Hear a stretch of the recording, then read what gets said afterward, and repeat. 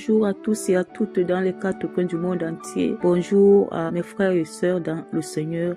Que la paix de notre Seigneur Jésus soit sur chacun de nous. Bonjour à tous ceux-là même qui n'ont pas encore reçu Jésus. C'est une occasion pour toi ce matin de recevoir l'étoile du matin qu'on appelle Jésus, le Fils de Dieu. Que la gloire revienne à lui dans la vie de tout un chacun, en son nom.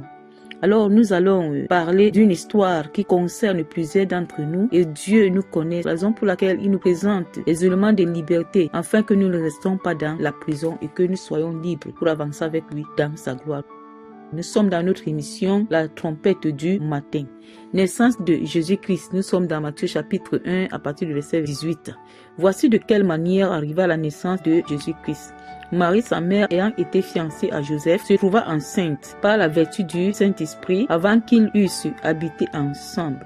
Joseph, son époux, qui était un homme de bien et qui ne voulait pas la diffamer, se proposa de rompre secrètement avec elle. Comme il y pensait, voici un ange du Seigneur lui apparut en songe et dit: Joseph, fils de David, ne crains pas de prendre avec toi Marie, ta femme, car l'enfant qu'elle a conçu vient du Saint-Esprit. Enfantera un fils et tu lui donneras le nom de Jésus. C'est lui qui sauvera son peuple de ses péchés. Tout cela arriva afin que s'accomplisse ce que le Seigneur avait annoncé par le prophète. Voici la Vierge sera enceinte, elle enfantera un fils et on lui donnera le nom de Emmanuel, ce qui signifie Dieu avec nous. Joseph s'étant réveillé fit ce que l'ange du Seigneur lui avait ordonné et prit sa femme avec lui. Mais il ne la connut point jusqu'à ce qu'elle eût enfanté un fils auquel il donna le nom de Jésus. Bien-aimés, nous sommes bénis ce matin et Dieu s'est décidé de nous rendre les sources de bénédiction au travers de cette histoire qui nous concerne chacun de nous dans les différentes étapes de notre vie.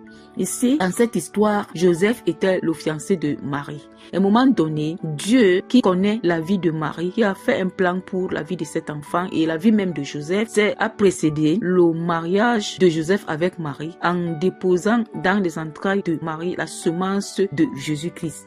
Et à cette époque, bien-aimés, il fallait pas que si tu es fiancé à une femme, qu'elle soit enceinte d'un autre homme. La loi ou bien la décision était de lapider la personne. Alors ici, Marie ne pouvait pas passer hors de cette lapidation. Mais Joseph était un époux qui était bien. La Bible dit qu'il était bien. Il avait un bon cœur. C'était une personne qui avait la crainte de Dieu. Quelqu'un qui avait un amour vrai, sans intérêt, une miséricorde également dans son cœur. Il a décidé de rompre secrètement avec Marie pour sécuriser la vie de Marie et de l'enfant qu'elle portait dans son ventre. Parce que pour lui, il ne voulait pas que Marie reçoive les problèmes.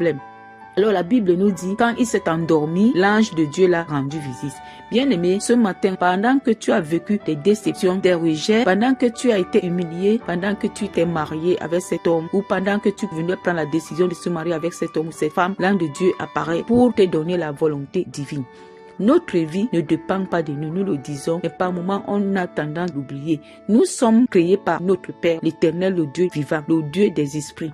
Alors, toute notre vie est entre ses mains. La Bible va plus loin, en profondeur, en nous disant que Dieu, créateur des cieux et de la terre, connaît le nombre des cheveux sur notre tête. Aucun scientifique, aucun homme, aucun sage ne peut compter le nombre des cheveux qui se trouvent sur la tête même des bébés. Alors bien aimé, Dieu nous connaît au-delà de nous et c'est lui qui a fait un plan de vie pour chacun de nous. Dieu connaît à quelle heure, à quelle saison, période il a programmé si ça pour la vie d'un être humain afin de se glorifier. Alors chaque décision que nous voulons prendre, chaque choix que nous voulons faire, quel que soit ce que nous voulons embrasser sur notre parcours, nous devons rencontrer notre Père, nous devons rencontrer le Seigneur, peu importe les problèmes. C'est lui qui connaît exactement la vraie solution à chacun de nos problèmes. Il n'y a pas de problème sur terre qui n'a pas de solution. Tout problème sur la terre a une solution quelque part. C'est ainsi que Dieu a façonné la terre. Alors, ici, Joseph voulait divorcer, voulait se séparer en quelque sorte avec Marie. Mais l'ange est venu lui donner la volonté de Dieu, l'orientation de Dieu, le plan divin que Dieu avait fait par rapport à leur relation.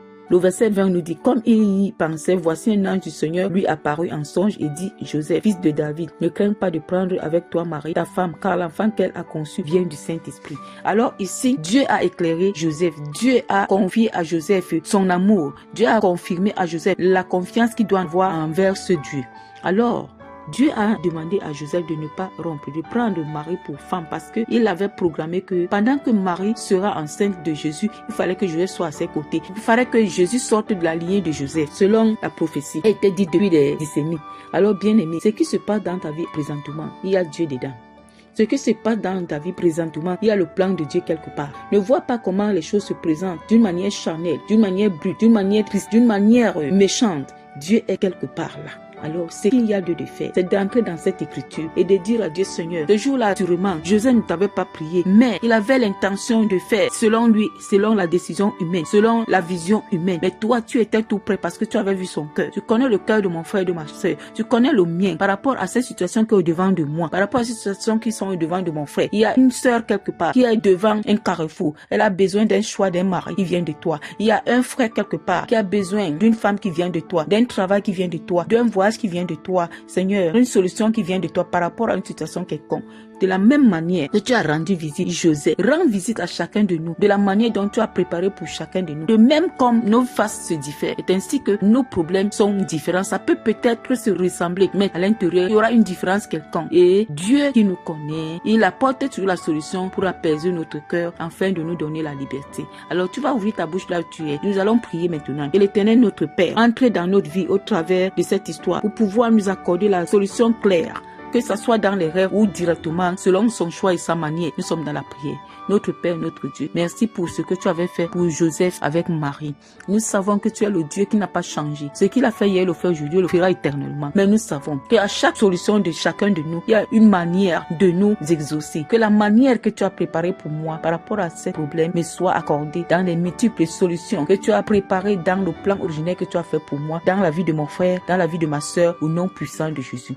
Père, nous voulons que toute la gloire te revienne. Et nous voulons que les promesses que tu as faites avec moi, avec mon frère, ma soeur, dans le secret, dans le public, et ces promesses que tu as déroulées afin de les accomplir, que tout cela entre en scène maintenant pour pouvoir nous faire avancer par rapport à la solution véritable qui vient de toi, qui te donnera gloire dans nos vies au nom de Jésus. Notre Père, notre Dieu, merci parce que tu l'as fait pour moi, tu l'as fait pour mon frère, tu l'as fait pour ma soeur. Et pendant que tu l'as fait, tu te glorifies. Pendant que tu te glorifies, nos témoins puissants sont des armes nécessaires pour libérer et délivrer les captifs dans les quatre du monde entier. Il y a des hommes et des femmes qui croient en toi, mais Père, ce sont des témoignages qui les attirent à toi et les conduisent à s'abandonner fidèlement à toi. Que mon témoignage, le témoignage de ma soeur, mon frère, soit une force, une puissance, un pouvoir qui va tenir captif le cœur de ma soeur, mon frère, afin de les conduire à recevoir de toi tout ce que tu as prédestiné pour eux.